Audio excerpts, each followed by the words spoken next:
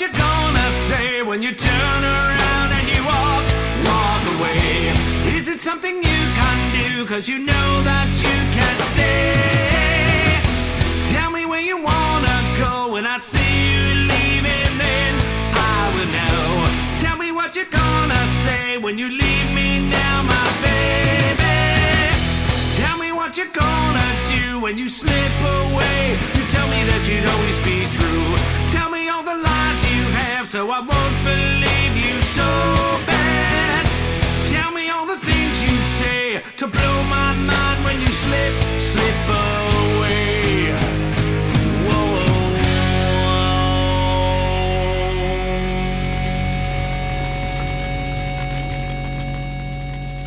Whoa. Walker's K, they call themselves. That's Tell Me, and they're going to come in right now and tell us. So let's say hello to Gary and Mike. Come on in here, guys.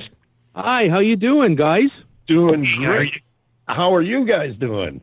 We're doing well. Thank you very, very much for having us on the show. Our pleasure, and a kick-ass song you got there, too. I want to touch on one thing before we get into talking about the band and everything. What's prime on everybody's mind as we try to recover from this pandemic, as it were. How are you guys doing with the lockdown and the slow efforts to try and get back to some semblance of normal? How's this whole thing affected you guys? Well, me personally, not a lot, because actually I own a radio station, so I've been in production quite a bit in the studio, and I'm pretty much a homebody anyhow, unless we would be touring or something. But so I'm okay with it. I don't know, Mike. How about you? Well, I was asking, before it started, I was actually really busy with my video and audio production, and right now it's almost zero. So, I got a lot of free time to do some cleanup in the house to keep myself busy, and I got other stuff I try to keep myself busy with. Otherwise, not bad. Well, that's good. Do you expect any problems or anything other than just the normal rebound when you're ready to go, or is it going to take you some time to get back in the swing of things? I think we will definitely need to be rehearsing, that's for sure, to get your chops back up. Sure. But I think it's going to be a while anyhow out in the public domain, because, as you gentlemen know, there's a lot of venues and a lot of places that are going to take a long time to recoup before they start hiring bands again. Yes, so if at all. There's a lot going out of business. So I think it's going to be way through the end of the summer before anybody really gets out there and starts playing again, to be honest with you.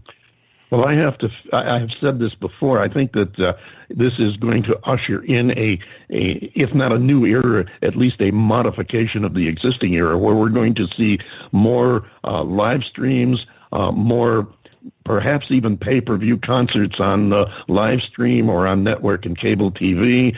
And we're seeing a lot of interesting stuff. For example, country star Brad Paisley has talked with me about what he's doing. He's doing these pub crawls where there's so many people having parties and like Zoom parties and stuff that what he's doing is saying, give me your number of your party, and I'm doing a pub crawl. I may pop in, and he's just randomly popping in on strange people doing, having their little online streaming parties on Zoom, and it's really a neat thing. I think we're going to see a lot more use of the Internet, and even, as I suggested, perhaps pay-per-view concerts and the smaller created venues where you're more or less playing to someone in their home, like a house concert or something. What do you think about that?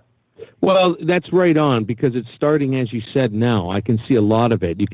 There's all kinds of invites that I get consistently, and if you just go online, you can see a lot of major musicians and bands doing that, and I think that's going to be the norm for the next few months, so people can keep that separation thing going. That's my opinion on it.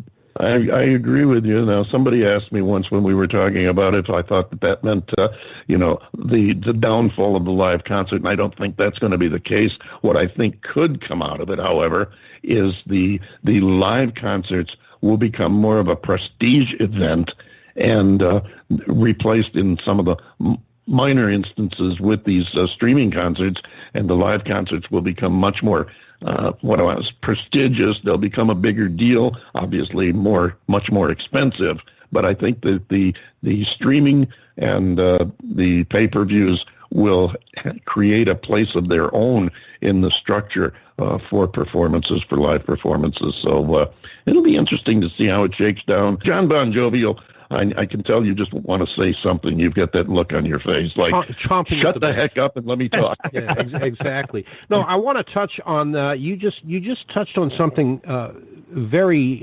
interesting there, Mike, and that is getting the band together to practice, and it is going to violate the social distancing rules, and make COVID-19 very happy to be amongst you, but I am seeing all kinds of things online and reports of it on TV of ensembles getting together virtually to practice or to do a concert. So if they can do a concert virtually through Zoom or whatever, then you could also practice that way too, couldn't you? Yeah, absolutely. If we can get around the latency, I think we'd be perfectly fine with that. I'd be into it. I'll look more into that and see what the technology has progressed to the point where you're going to need a decent network connection or internet connection. I hope you don't have DSL, because if you do, that's just not going to cut it. You're right. But no, and then it's getting to this song that we just listened to. You guys rock it real fine. You've got a nice smooth sound. It almost sounds, and I don't know which one of you, Gary or Mike, is going to be the more qualified to answer this, but, engineering fascinates me, and it sounds like you've got an analog touch to this song. Am I off base, or am I close? Well, I'm going to let Mike answer that, because Mike actually engineered and mixed all that. But really quick, if I just may backtrack for a second, Mike is right about the latency and things about rehearsals and live shows. There's a lot of people that are posting that stuff online, and it's terrible because of their upload and downloads and everything on their internet. So that's one of the reasons why we didn't do that. But right now, Mike, what about engineering all that stuff, our two new songs? Oh, as far as engineering, I came from the analog world when I first started, and I got into the digital world probably about 15 years ago. But I always had that philosophy. Analog is definitely, the main part of mixing. It's just something that you put together in your mind, that you just try to put it together as best as you can. I'm a believer of recording it right the first time, as opposed to trying to edit it up and try to do the auto-tune and try to do all that stuff. I'd rather have a great performance, and then if we have to the last minute, then we can fix it up. But definitely performance is number one. I absolutely despise auto-tune, so I'm glad to hear you say that. Thank you. Mike, I'm told that even before our little instance here, I was told that you're the technical wizard for the band. Tell us a little bit about Mike Swain. Yeah, I think at a very young age, even at the age of 7 or 8 years old, I was always a technical kind of guy, taking motors apart and making electromagnets and playing around with lasers and stuff like that. Then I worked in the nuclear industry for a good number of years, and that's where I picked up a lot more technical stuff. And the audio production's always been a hobby of mine, and I've always been really good at it. I just love to learn. Fantastic. Geek, a cinematography kind of geek, video. I just love that stuff. Great. Now let's tell us a little bit about Tim next. Tim is basically the bass player, background vocals, and he's got a mechanical electrical type of profession that he does, so he's kind of into the technology as well. But that's basically him. He's kind of a geek too when it comes to equipment and vintage equipment and stuff like that. I've seen the name Gear Geek mentioned in conjunction with his name. And lastly, what a great name. We always save the best for last. Tell us about David. David Pastilli, drummer. I met. He's the youngest guy in the band. He's only 28 years old, and he comes from a bluesy jazz drumming background. But he kind of transitioned over to rock, and by trade he's a professional contractor. So he builds houses. Wow. That is really interesting. He's the backbeat of the band, and he's a professional contractor. Talk about your mixed metaphors. For sure.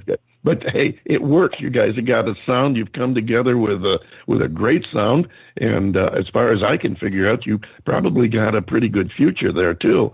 Tell us a little bit about this next song we're going to play before we run out of time. And I also want you to go ahead and do a little self-promotion here. Tell the people how they can find you, how they can find your music to buy, and, all that kind of self-promotion stuff.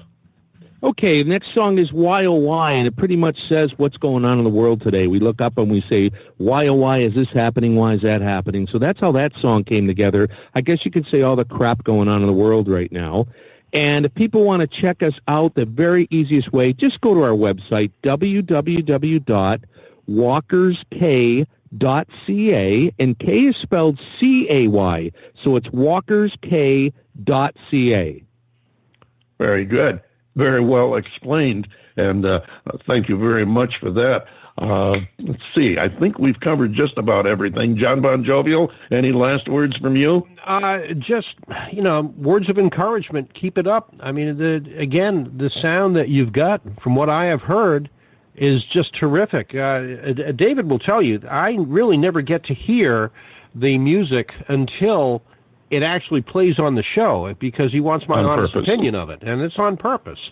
And I'm just very taken with what I've heard, and I hope that the world is going to revolve around you when it comes to creating this, because I would really love to see this music played on not just on shows like ours, which of course I'm glad that we do, but more on the mainstream media too. It would be great to hear on terrestrial radio and that kind of thing. And I think you're going to really enjoy the lyric of this next tune of theirs we're going to play.